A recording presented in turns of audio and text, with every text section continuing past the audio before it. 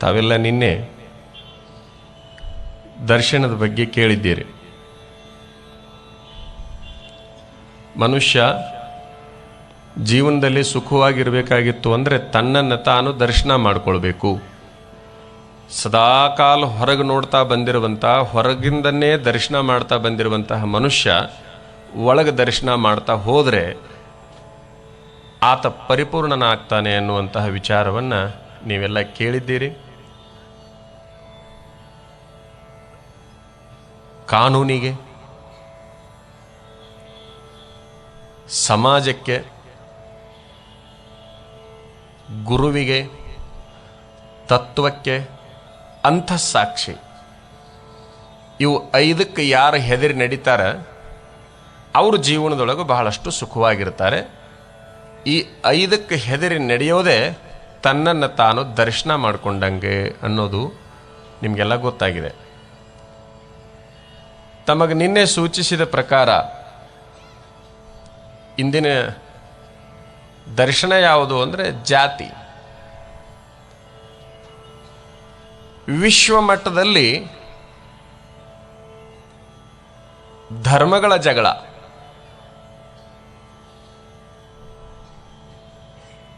ವಿಶ್ವ ಮಟ್ಟದಲ್ಲಿ ಧರ್ಮಗಳ ಜಗಳ, ರಾಜ್ಯ ಮಟ್ಟ, ಜಿಲ್ಲಾ ಮಟ್ಟ, ತಾಲೂಕು ಮಟ್ಟ, ಗ್ರಾಮ ಮಟ್ಟ ಮತ್ತು ಓಣಿಗಳಲ್ಲಿ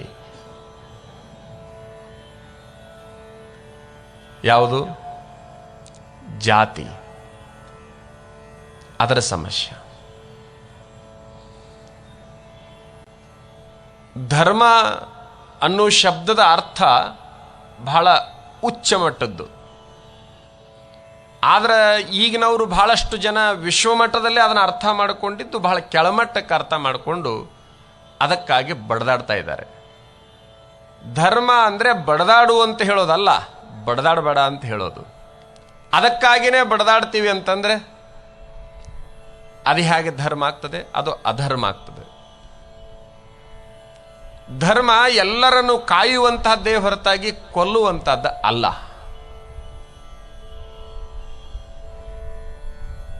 ಧರ್ಮ ಬಹಳ ಪವಿತ್ರವಾಗಿರುವಂತಹದ್ದು. ಈ ಜಾತಿಯನ್ನು ಶಬ್ದ ಏನೈತಲ್ಲ, ಇದು ಬಹಳಷ್ಟು ಅಪವಿತ್ರವಾಗಿರುವಂತಹದ್ದು.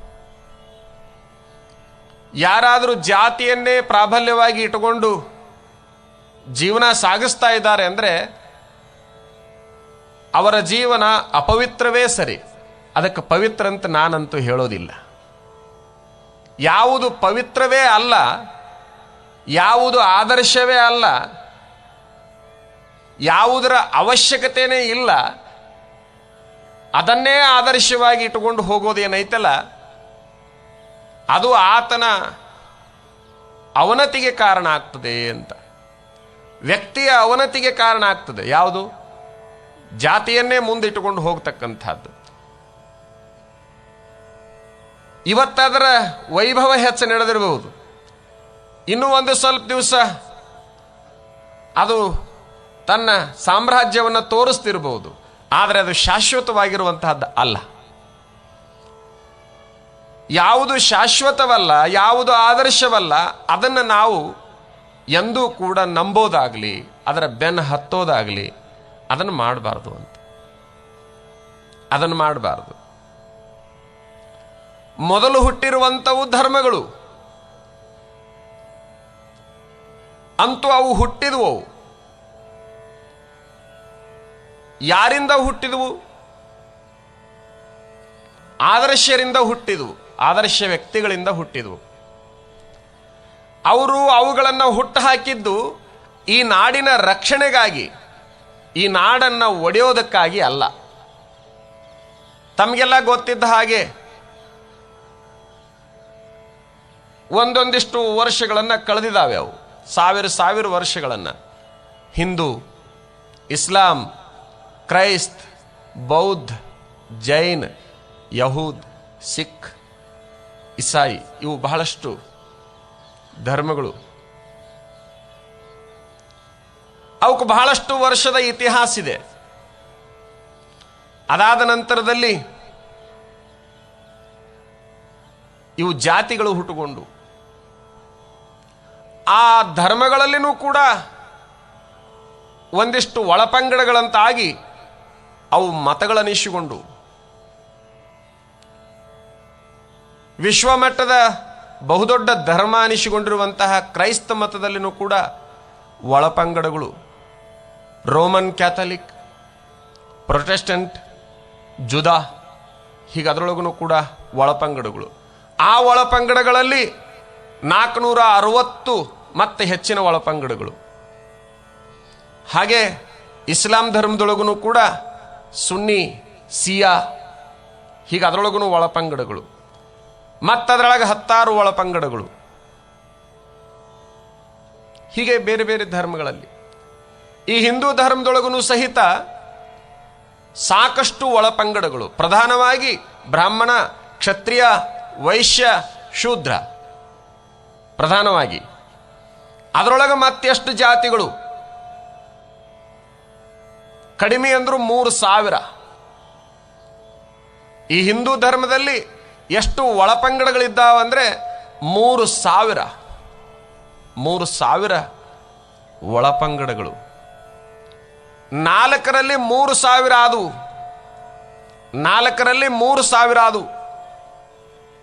4 ಒಂದು ಧರ್ಮದಲ್ಲಿ ಹುಟ್ಟುಕೊಂಡವಲ್ಲ, ಅವರು 4 ಜನ. ಒಬ್ಬ ಅತ್ಯಂತ ಬುದ್ಧಿವಂತ ಇದ್ದ. 4 ಜನ ಒಂದೇ ಹೊಟ್ಟೆ ಒಳಗೆ ಹುಟ್ಟಿದವರು ಇವರು, ಒಂದೇ ತಾಯಿ ಮಕ್ಕಳು. ಬ್ರಾಹ್ಮಣ, ಕ್ಷತ್ರಿಯ, ವೈಶ್ಯ, ಶೂದ್ರ ಅಂತೇನು ಕರಿತೀವಲ್ಲ, 4 ಜನ ಒಂದೇ ಹೊಟ್ಟೆಯಿಂದ ಹುಟ್ಟಿದವರು. ಒಬ್ಬ ಬಹಳಷ್ಟು ಬುದ್ಧಿವಂತನಿದ್ದ, ಆತನಿಗೆ ಬ್ರಾಹ್ಮಣ ಅಂದ್ರು. ಇನ್ನೊಬ್ಬ ಮಹಾಶೂರನಿದ್ದ, ಆತನಿಗೆ ಕ್ಷತ್ರಿಯ ಅಂದ್ರು. ಒಬ್ಬ ವ್ಯವಹಾರದಲ್ಲಿ ಬಹಳಷ್ಟು ಜಾಣನಾಗಿದ್ದ, ಆತನಿಗೆ ವೈಶ್ಯ ಅಂದ್ರು.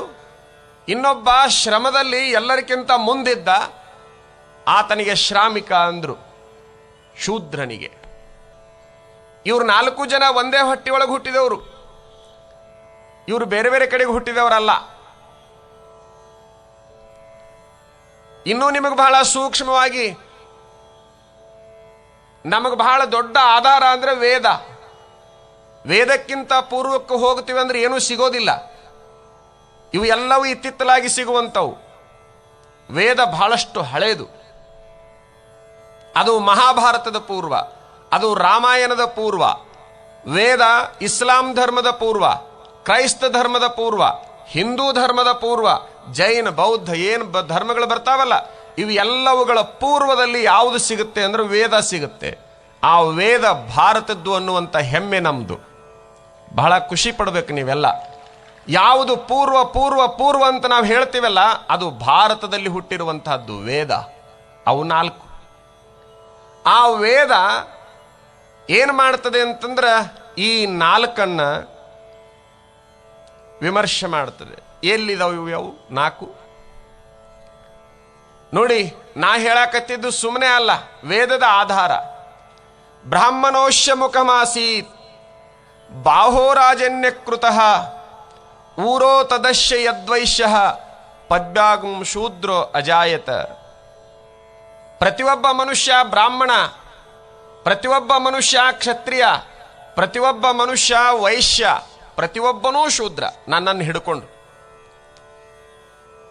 ಎಲ್ಲರೂ ಶೂದ್ರರು, ಎಲ್ಲರೂ ವೈಶ್ಯರು, ಎಲ್ಲರೂ ಕ್ಷತ್ರಿಯರು, ಎಲ್ಲರೂ ಬ್ರಾಹ್ಮಣರು. ತಲೆಯೇ ಬ್ರಾಹ್ಮಣ, ಕೈಗಳೇ ಕ್ಷತ್ರಿಯ, ಹೊಟ್ಟೆ ಅಂತೇನೈತಲ್ಲ ಇದು ವೈಶ್ಯ. ಅದರ ತೆಳಗೇನು ಎರಡನ್ನೂ ಕಳಿಸೋ ಜಾಗ ಅದಾವಲ್ಲ ಅದೇ ಶೂದ್ರ. ಒಂದು ಹೇಳ್ತದೆ ಅದು ಬ್ರಾಹ್ಮಣನ ಕೆಲಸ ಆಯಿತು, 2 ಮಾಡ್ತಾವ ಕ್ಷತ್ರಿಯನ ಕೆಲಸ ಆಯಿತು. ಏನು ಹೊಟ್ಟಿ ಹಾಕ್ಕೊಂಡಿದ್ದನ್ನು ವ್ಯಾಪಾರ ಮಾಡಿ ಎಲ್ಲ ಕಡೆಗೆ ಎಲ್ಲೆಲ್ಲಿ ಏನೇನು ಕಳಿಸುತ್ತಲ್ಲ ಅದು ವ್ಯಾಪಾರಿ ಕೆಲಸ ಮಾಡಿತು. ಇಷ್ಟೇ ಅದೇ. ಅವರು ಬ್ರಾಹ್ಮಣರು, ಇವರು ಶೂದ್ರರು ಅನ್ನುವಂತಹ ವ್ಯತ್ಯಾಸವೇ ಇಲ್ಲ. ಇದೆಲ್ಲ ಹೀಗೆ ಕೆಲವು ಜನ ಹುಟ್ಟಿಸಿಕೊಂಡಿರುವಂತಹ ವ್ಯವಸ್ಥೆ. ಇದರಿಂದ ನಾವು ಹೊರಗೆ ಬಂದಾಗ ಮಾತ್ರ ಬಹಳಷ್ಟು ಖುಷಿ ಒಳಗಿರಲಿಕ್ಕೆ ಸಾಧ್ಯ. ಸಂತೋಷದೊಳಗಿರ್ಲಿಕ್ಕೆ ಸಾಧ್ಯ. ಆ ಬ್ರಾಹ್ಮಣರಲ್ಲಿ ಒಡಕದು ಮತ್ತೆ ವೈಷ್ಣವ, ಶೈವ, ವೈದಿಕ, ನಿಯೋಗಿ, ಹೀಗೆ ಬಹಳಷ್ಟು. ಕ್ಷತ್ರಿಯರೊಳಗೆ ಸೂರ್ಯವಂಶ, ಚಂದ್ರವಂಶ, ಅವರೊಳಗೆ ಬಹಳಷ್ಟು. ಅಲ್ಲಿ ಕೆಲವಷ್ಟು ಈ ವೈಶ್ಯರೊಳಗೆ, ಶೂದ್ರರೊಳಗೆ ಬಹಳಷ್ಟು ಪಂಗಡಗಳಾಗಿ ಆಗಿ ಆಗಿ ಏನಾಯಿತು ಅಂತಂದರೆ ಬಹಳಷ್ಟು ಮತಗಳು ಹುಟ್ಟುಕೊಂಡು, ಜಾತಿಗಳು ಹುಟ್ಟುಕೊಂಡು, ಈ ವ್ಯವಸ್ಥೆಯಿಂದ ನಾವು ಹೊರಗೆ ಬರಬೇಕಾಗಿದ್ರೆ, ಈ ಜಾತಿ ವ್ಯವಸ್ಥೆಯಿಂದ ನನಗೆ ಬಹಳ ಸಂತೋಷ ಅನಿಸ್ತು. ಇಂದಿನ ಪೇಪರನ್ನು ನೋಡಿ, ವ್ಯಕ್ತಿಯ ಅರ್ಹತೆಗೆ ಜಾತಿ ಆಧಾರವಾಗೋದಿಲ್ಲ ಅನ್ನುವಂಥದ್ದು ರತನ್ ಟಾಟಾ ಹೇಳಿದ್ದಾರೆ. ಬಹಳ ದೊಡ್ಡ ಉದ್ಯಮಿ, ರಾಷ್ಟ್ರದ ಬಹುದೊಡ್ಡ ಉದ್ಯಮಿ. ಅಂಥವರು ಸಹಿತ ಜಾತಿಯಿಂದ ಹೊರಗೆ ಬನ್ನಿ ಅಂತ ಹೇಳ್ತಾ ಇದ್ದಾರೆ. ಎಲ್ಲಿಯವರೆಗೆ ವ್ಯಕ್ತಿ ಜಾತಿಯಿಂದ ಹೊರಗೆ ಬರೋದಿಲ್ಲ, ಅವ ಉನ್ನತ ಮಟ್ಟಕ್ಕೆ ಬರಲಿಕ್ಕೆ ಸಾಧ್ಯವೇ ಇಲ್ಲ. ಆತ ಕಾವಿಧಾರಿ ಆಗಿರ್ಬೋದು, ಆತ ಖಾದಿದಾರಿ ಆಗಿರ್ಬೋದು, ಇನ್ಯಾವುದೋ ಆಗಿರ್ಬೋದು. ಒಂದರಿಂದ ಹೊರಗೆ ಬರಬೇಕಾವ ದೊಡ್ಡವನ ಅನಿಸಿಕೊಳ್ಬೇಕಾಗಿದ್ರೆ ಜಾತಿಯಿಂದ ಹೊರಗೆ ಬರಬೇಕು.